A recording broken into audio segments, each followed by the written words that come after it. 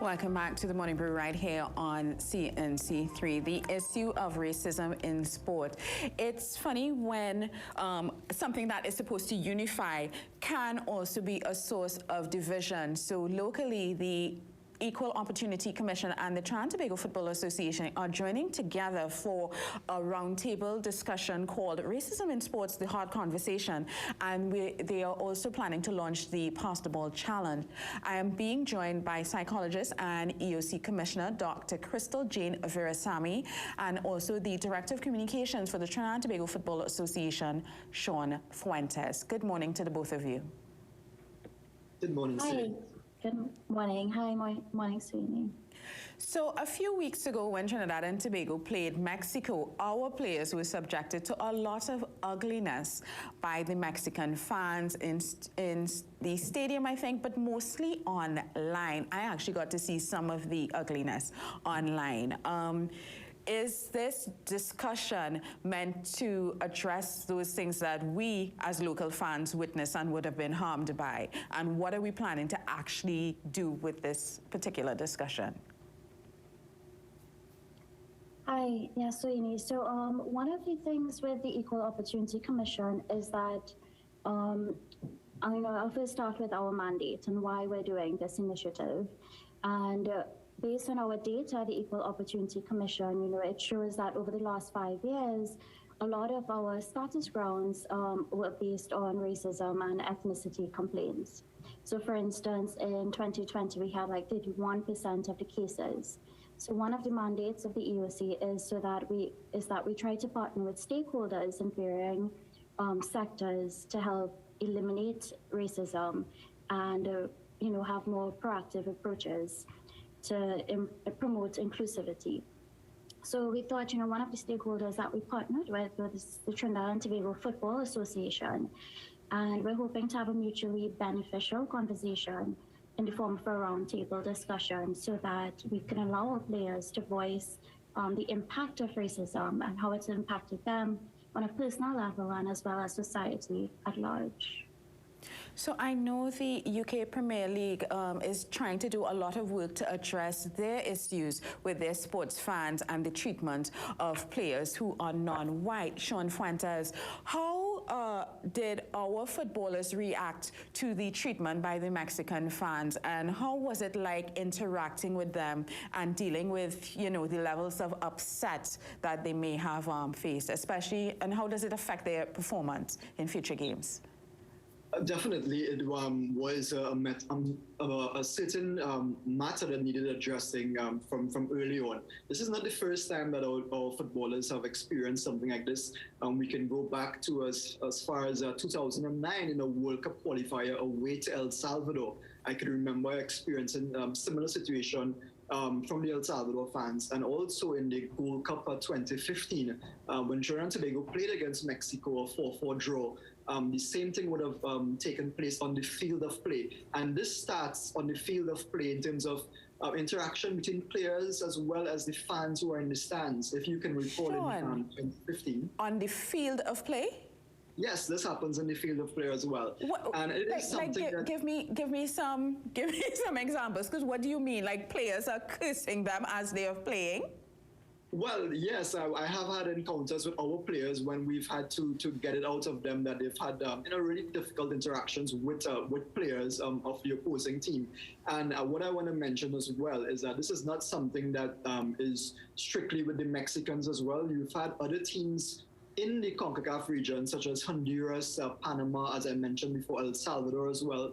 And it's interesting that our current head coach, Angus Eve, he could also recall for you that in a World Cup qualifier at the Queen's Park Oval in 2001, it resulted in him getting a red card because of the fact that he reacted in a way that warranted a red card for sending off, because he was defending one of our players who was on the receiving end of a racial slur from a Mexican player. So these are the things that our players have to deal with.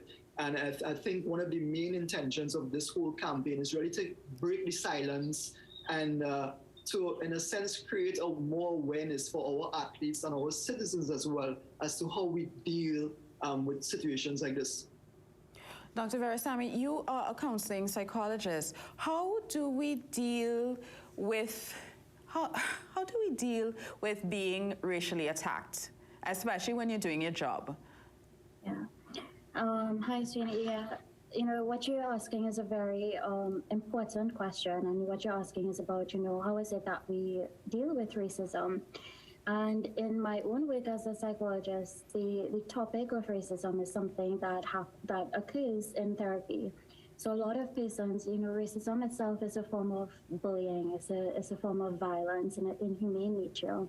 And it's a form of discrimination.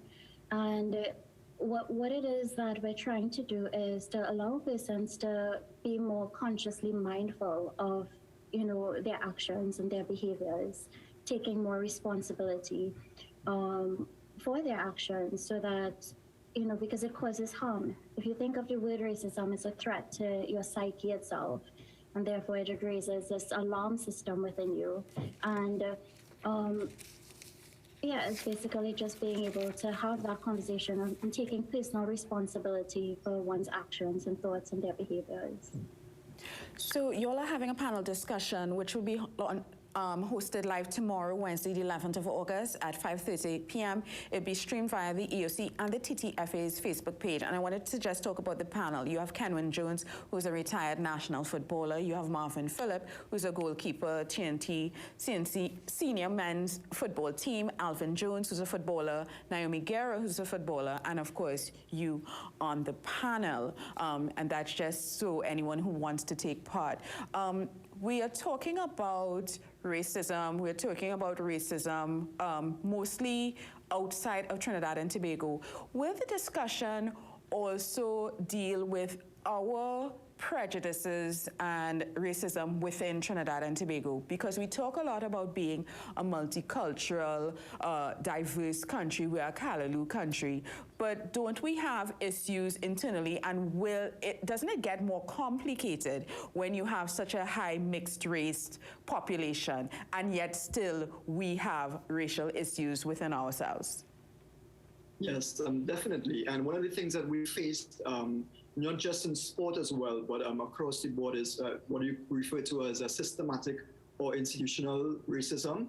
And this is one of the things that we'll want to touch on during this campaign, which is, in a sense, creating that awareness and, again, breaking the silence and preparing our athletes and also our officials who have to deal with this sometimes regionally, as well as when they have to go out into international competitions such as the CONCACAF Gold Cup and FIFA tournaments, etc. And hopefully now, with the inclusion of persons such as Kenwin Jones, who has played professionally in England and the United Kingdom for several years, and players such as Alvin Jones and also Marvin Phillip, who continue to ply their trade on the international stage. Marvin Phillip is a professional footballer. He's been based in India before. Alvin Jones is currently based in the US as well. And this will in turn allow them to share their experiences and prepare some of our younger upcoming footballers and also officials who have not yet encountered something like this. Because the thing about it is, it's not going to go away overnight. We will face this again. You know, the next time Trinidad and Tobago plays an international game within CONCACAF against one of these Central American countries, our players may have to encounter similar experiences or similar encounters. And this is why it's so important to have these sort of panel discussions. Yeah, because the UK has been trying to deal with their internal racism within the Premier League and also the lower leagues. And of course, across Europe, you hear they trying to deal with fans who are referring to players as monkeys. And you hear players of African descent who playing in the European leagues, how difficult it is for them. But I wanted to go back to Dr. Verasammy. You're saying that the EOC deals with a lot of cases of racism. Does Trinidad and Tobago deal with its own internal prejudices properly? And will we be able to discuss that at this panel? Because I'm sure there are issues of discrimination within our own sporting environment. Yeah. You know, one of the purposes of the discussion itself is that we want to create this platform so that the players, our national football players, could voice.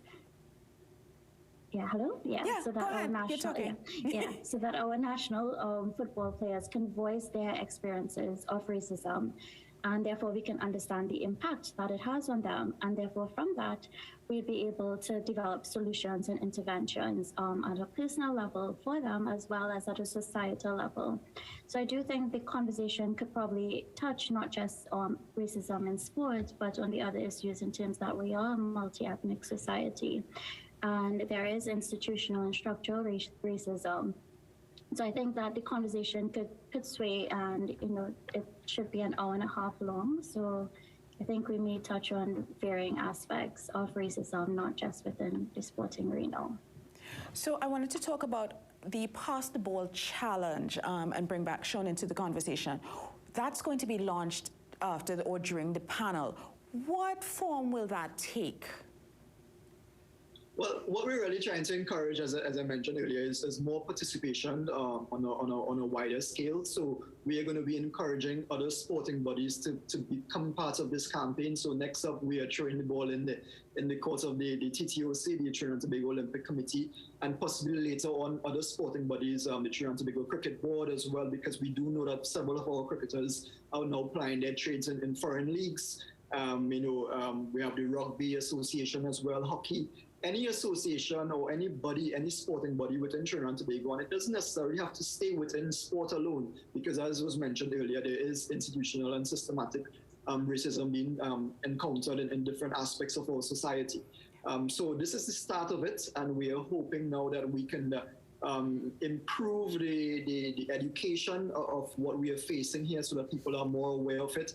And then who knows, Trinidad and Tobago can be possibly the catalyst for discussions like this, and then it will spread throughout the Caribbean region and other parts of CONCACAF as well. That would actually be quite interesting to see a movement such as this go throughout, a lot of the CARICOM countries and see what their conversations are like on this particular issues and the kind of struggles that they deal with and the solutions that they're coming up with. Yeah, definitely. And the interesting thing about it is that, the racism that we're speaking about, the homophobic chants, etc., it's not only in the form of what you see verbally being expressed between players or opposing fans, etc. But one of the things that we've noticed as well, in terms of when you look at what sport is able to do in terms of the impact it has on our society and people in our society, it means that, for instance, if you have a football club, for instance, many of our players play in clubs where they're interacting with coaches and players from different countries and different backgrounds. Can you imagine that you have a coach who is coming from, let's say, Mexico, who is coaching one of our players, for instance, a Kevin Molino or Joving Jones, who have been on the receiving end of the homophobic chants and racism, racist behavior. These people are coming together for one common good. So if it can happen at that level within a club, why can't we spread this further afield in all aspects of life and society? And that is what we're going to try to achieve by, again, educating persons as to the important role that they have to play in getting rid of what really is a disease in world sport and generally in life for us right now. Yeah, I'm really proud of the work that football as an institution, a global institution, is doing to try and address it. I remember Dwight York, who is, one of our best footballers, talking about how difficult it has been for him to transition into a coaching role. Yes, and the role. What black managers are now facing in the UK in terms of not getting access to first team jobs and having to wait on that opportunity. And Dwight and also Shaka Hislop, they've been very vociferous about these sort of things. And we're also hoping that they will join this panel and join this campaign at some point. But it's such a fantastic opportunity to engage so many people in terms of what we are trying to accomplish here. And hopefully in time to come, by the end of hopefully 2021, 2022, we'll be in a better position now to prepare our athletes and members of our society for these sort of encounters or challenges that they may face going forward. Shuan Fuentes, Director of Communications for the Trinidad Tobago Football Association, Dr. Krystal-Jane Verasammy, who's a commissioner at the Equal Opportunities Commission. Thank you so much. Good luck with your panel tomorrow. We're definitely going to be tracking the possible challenge. We appreciate it. Thank you. Thank you. Thank you for having us. Of course. All right, thank you. We are going to take a very quick break, but when we come back, we are going to be remembering one of our greatest writers in Trinidad and Tobago, the late V.S. Naipaul.